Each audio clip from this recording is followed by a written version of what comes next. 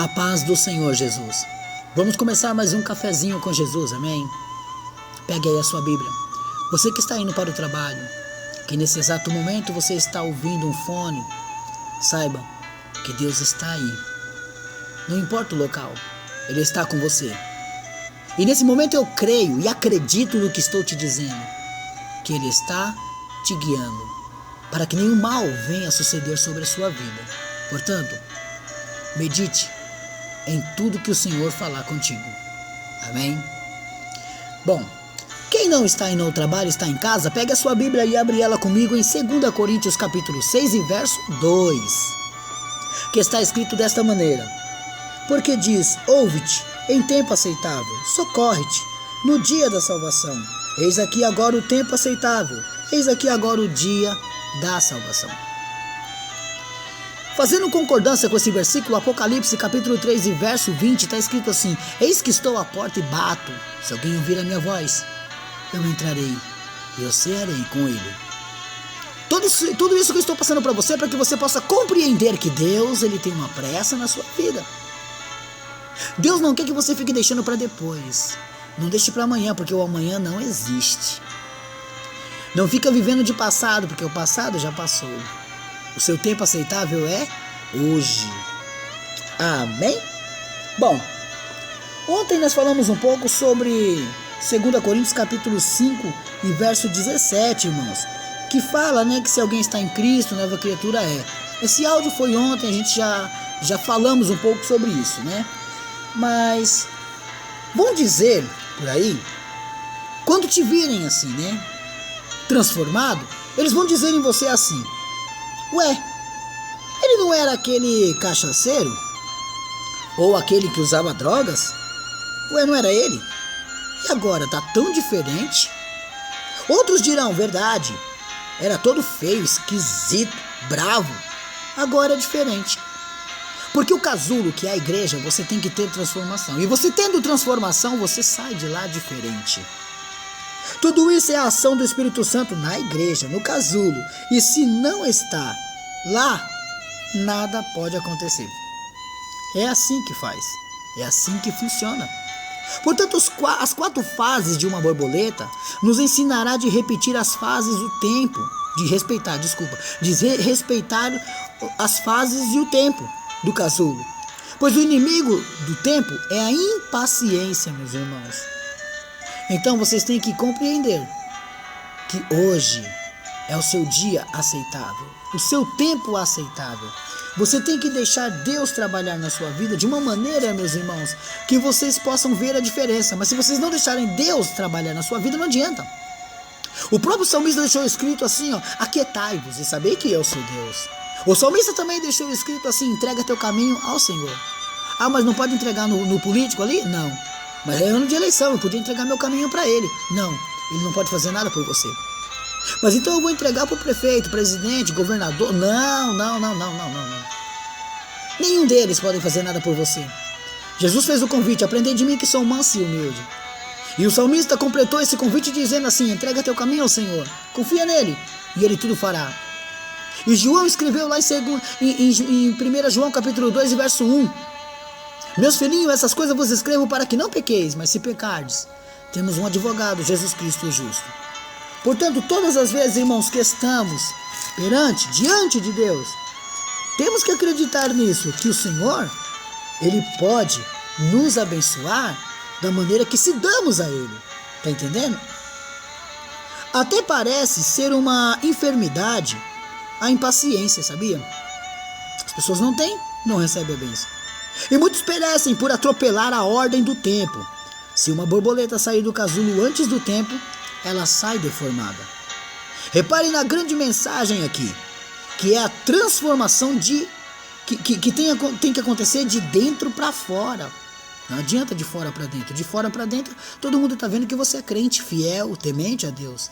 Mas e de dentro para fora? Olha essa frase de Tara Alves: antes de ser borboleta, fique no casulo o tempo necessário. Resista à metamorfose. Elimine os vestígios que te aprisionam e prepare-se para alçar voos. Essa frase é de Yara Alves. Profunda essa frase. Nós temos que ser assim. Deus quer que sejamos assim. Porque se não fazemos, irmãos, como Deus está mandando, o inimigo ganha território em nossa vida. E aí sim pereceremos. Imagina uma grande festa. Muita gente gritando o seu nome. E dançando. E dizendo que eles disseram lá para Davi. Lá em 1 Samuel, capítulo 18, versos 6 e 7. Vamos dar uma conferida. Velho Testamento, 1 Samuel. Já achei aqui segunda, né? Então vamos voltar aqui o próximo. O anterior é primeira. Primeiros escritos de Samuel. Vamos lá. Capítulo 17. Aleluia. Desculpa. 1 Samuel 18. 6 e 7. Que diz assim. 18, 6 e 7. E sucedeu, porém, que vindo eles, quando Davi voltava de ferir os filisteus, as mulheres de todas as cidades de Israel saíram ao encontro do rei Saul, cantando e em danças, com adufes, com alegria e com instrumentos de música. Olha só. Agora veja o verso 7.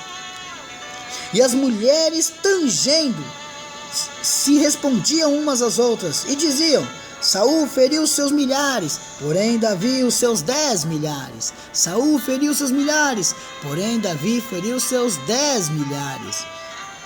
Olha, irmãos, complicado aqui porque começou a causar um sentimento diferente em Saul. Imagina se as pessoas começassem a gritar assim para você. Imaginou?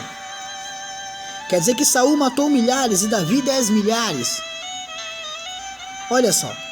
Tudo foi bom antes esse rapaz, um jovem, ainda foi escolhido como rei, mas não tomou posse imediatamente.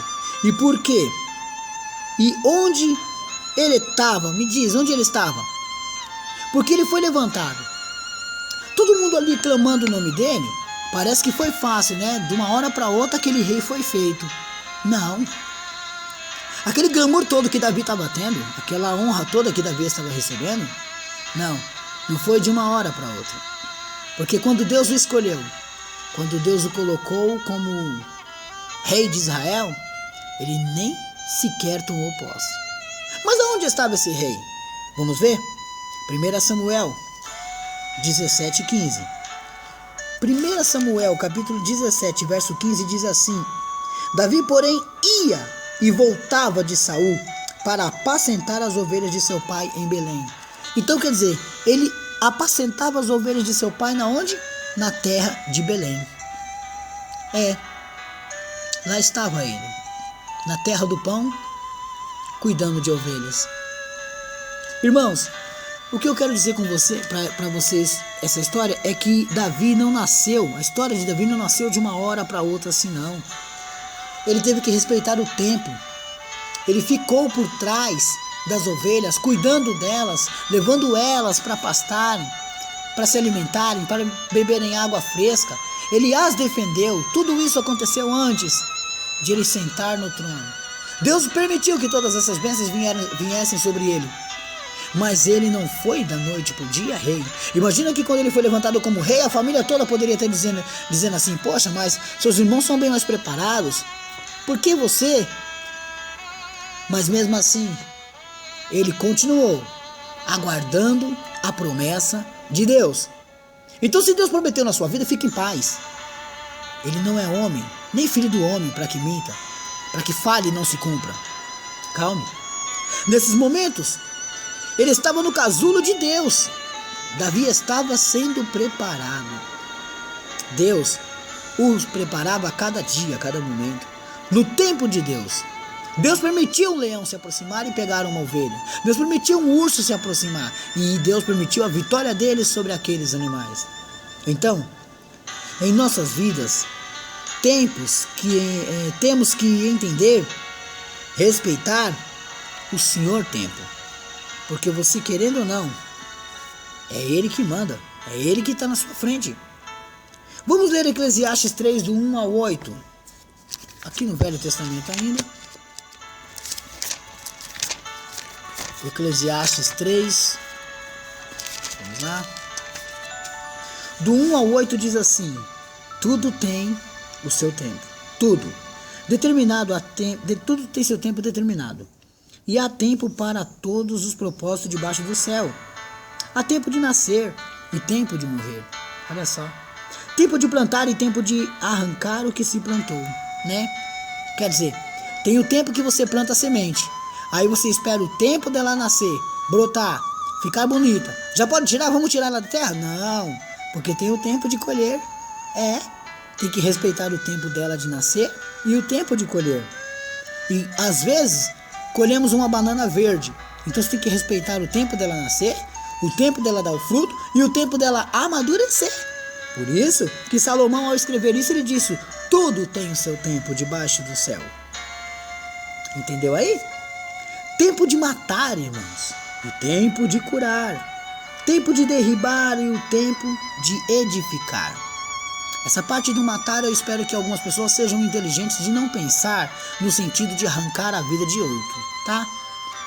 É tempos, irmãos, que às vezes acontecem, que as pessoas estão numa guerra, ou é policiais, e acaba acontecendo aquele tempo que ele acaba cometendo isso. Mas vamos lá. Existe o tempo de chorar e o tempo de rir. Tempo de plantear e o tempo de saltar. Olha só. Tempo de espalhar pedras e tempo de ajuntar pedras. Tempo de abraçar e tempo de afastar de se abraçar. Tempo de buscar e tempo de perder. Tempo de guardar e tempo de deitar fora. Tempo de rasgar, olha só. E tempo de coser. Tempo de estar calado e tempo de falar. Esse é um dos maiores princípios, né? Respeite o tempo de falar e o tempo de ficar calado. Tempo de amar e tempo de aborrecer. Tempo de guerra e tempo de paz. Amém? Espero que você respeite os tempos, que entenda os tempos. Porque se você aprender a respeito do tempo, você nunca, irmãos, será enganado. Nunca. Nunca será passado para trás. Tá entendendo? Você sempre terá algo para estar junto com você, para te ajudar. Basta você acreditar e confiar e esperar no tempo de Deus. Amém?